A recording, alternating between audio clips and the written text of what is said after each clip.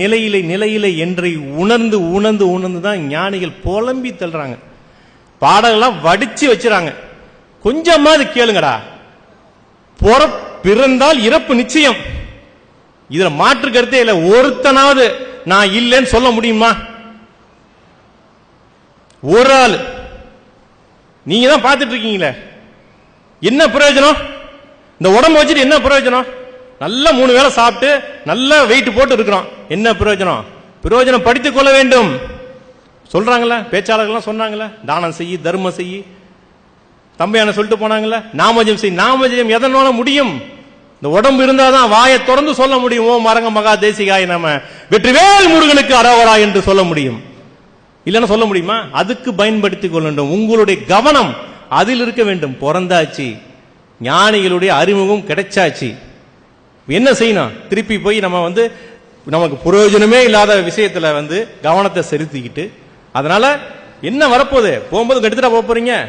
உங்களுடைய கூட வரக்கூடிய 2 விஷயம். நீங்க எத்தனை ஜென்மம் எடுத்தாலும் சரி, எத்தனை பிறவிகள் எடுத்தாலும் சரி, ஐயா இந்த உலகத்தில் 80 லட்சம் பேதா ஜீவராசிகள் இருக்கின்றன. அதுல எந்த ஜீவராசியுடைய பிறப்பு எடுத்தாலும் சரி, உங்க கூடவே பயணம் செய்யக்கூடிய 2 விஷயம். ஒன்னு தவம், இன்னொன்னு தானம். தவம் என்பது தவசியின் பாதத்தை பற்றுவதுதான். ஒரே ஒரு முறை ஓம் அகத்தீசாய நம என்றோ, முருகா என்றோ, ஓம் அரங்கமகா தேசிக சுவாமிகள் திருவடிகள் போற்றி என்றோ ஏதாவது ஒரு ஞானியுடைய நாமத்தை சொன்னீங்கன்னா அது உங்க கூட வரும். கூடவே கடைசி வரைக்கும் வரும். அடுத்தது, எங்கேயாவது ஒரு எறும்பு புத்துக்கு 4 அரிசியை போட்டீங்களா, 2 சர்க்கரையை போட்டீங்கன்னா, ஒரு பிடி உணவு காக்காக்கு வச்சா, ஒருத்தனுக்கு வயிறார சாப்பாடு போட்டா, ஒரு டம்ளர் தண்ணி கொடுத்தா, ஒரு டம்ளர் பால் மோர் எதையாவது கொடுத்தா, அது தர்மம். அது உங்க கூட வரும். இது 2 தான் மக்களே வரும். இது 2 தான் வரும். மற்றது எதுவும் வராது. எதை கண்டும் ஏமாந்து விடாதீர்கள். இதுதான் ஐயா சொல்லிட்டு இருக்காங்க. இததான் ஐயா சொல்லிக்கிட்டே இருக்காங்க. உங்களுக்கு மறைமுகமா உங்களுக்கு பழக்கப்படுத்திட்டு இருக்காங்க. சாகும்போது நான் பார்த்துக் கொள்கின்றேன் சங்கரானா வராது. சாகும்போது வாயை துறக்க முடியாது. ஐயோ கல்லாப்பட்டில் இவ்வளவு பணம் வச்சிருக்கேன், இது எந்த மகனுக்கு தருது, வியாபாரத்தை எந்த மகன் பாப்பான்னா உங்களுக்கு யோசனை வரும். ஞானிகளுடைய திருநாமம் வராது, வரவே வராது. அது இயற்கையாக வர வேண்டும். இயற்கையாக உடம்பிலிருந்து வர வேண்டும், தண்டு வடத்திலிருந்து வர வேண்டும், மூளையிலிருந்து வரக்கூடாது. அந்த செயல், நெருப்பை போய் தொடுறீங்க, தொட்டவனே கையை எடுத்துக்கிறீங்க, இது மூளையினுடைய கட்டளையினால் உங்கள் கை எடுக்கப்பட்டது என்று நினைத்தால் நீங்க ஏமாந்து விடுவீர்கள். நெருப்பை போய் தொட்ட உடனே எடுக்கிறீங்க கையை, பிராக்ஷன் ஆஃப் செகண்ட் அப்படி தூக்கிறீங்க கையை. எப்படி? தண்டு வடத்தின் கட்டளை இங்கிருந்து வரணும். உடம்பெல்லாம் அந்த நினைப்பு இருக்கணும். ஞானிகளுடைய திருநாமத்தை உச்சரிக்க வேண்டும் என்கின்ற நினைப்பு இருந்து கொண்டே இருக்க வேண்டும். சாகும்போது நான் பார்த்துக் கொள்கின்றேன், வயதான பிறகு பார்த்துக் கொள்கின்றேன் என்றால் ஏமாந்து விடுவீர்கள். எனக்கு என்ன வயசாயிடுச்சு, 30 வயசானாவது, எனக்கு என்ன வயசாச்சு, 15 வயசானாவது, நான் 40 வயசுல பாத்துக்கிறேன் அப்படி நினைத்து கொண்டிருந்தீர்கள் என்றால் ஏமாந்து விடுவீர்கள். உங்களுடைய வாழ்க்கை பயணத்தில் பக்கத்திலே தானத்தையும் தர்மத்தையும் செய்து கொண்டே செல்ல வேண்டும். மொத்தமா எல்லாத்தையும் விட்டுட்டு வெளியே வான்னு சொல்றாங்களா குருநாதர்? மொத்தமா எல்லாத்தையும் விட்டுட்டு நீ வெளியே வா. பட்னத்து சுவாமிகள் வந்தாங்களே, எத்தனையோ கோடி பொண்ணுக்கு அதிபதி, அந்த நாட்டு அரசனுக்கு சம்பளம் போடுறதுக்கு பணம் பத்தலன்னா பட்னத்து சுவாமிகள் பைனான்ஸ் பண்ணுவாங்க. அப்படிப்பட்ட பெருமகன் குபேரன் ஒரு முளை வேட்டியை கட்டிட்டு வெளியே வரல. அப்படி வர சொல்றாங்களா குருநாதர்? மகான் வெளியே வந்துட்டாங்க. நம்மள அப்படி வர சொல்ல. 1000 ரூபாய் சம்பாதிக்கிறியா, 10 ரூபாய் ஒரு ஏழைக்கு தர்மம் பண்ணு.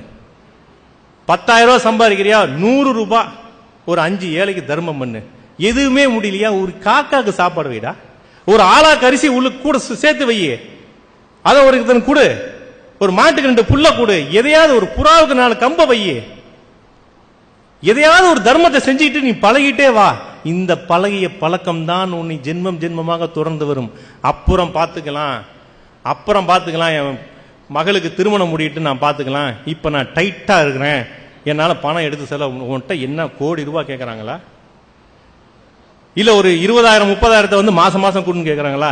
ஐயா, ஒரு பிடி அரிசி, ஒரு ஆளாக்கு அரிசியை உலையில் சேர்த்து போடு என்று தானே சொல்கின்றால், ஒரு மாதத்திற்கு ஒருத்தருக்காவது சாப்பாடு போடுன்னு சொல்றாங்க குருநாதர். 40 ஆண்டு காலமா சொல்லிட்டு இருக்காங்க, ஒரு மாதத்திற்கு ஒருத்தனுக்கு சாப்பாடு போடு.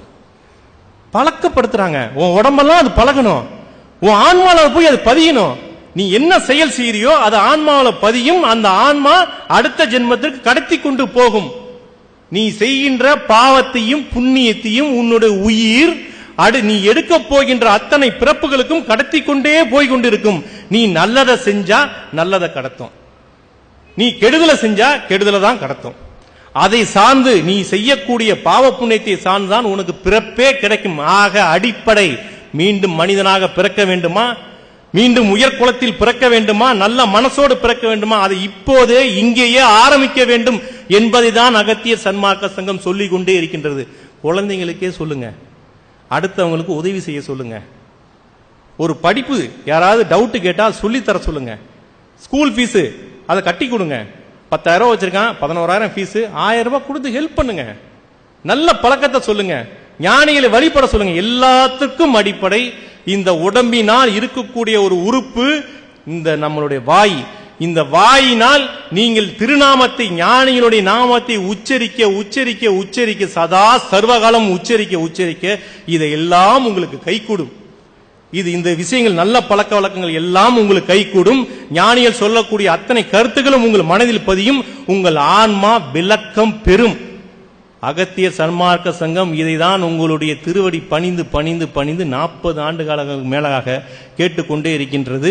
தயவு செய்து இந்த கருத்தை நீங்கள் மனதில் பதிய வைத்துக் கொள்ளுமாறு உங்களுடைய திருவடி பணிந்து கேட்டுக்கொண்டு, இது எனக்கு மிகவும் பிடித்த பாடல்.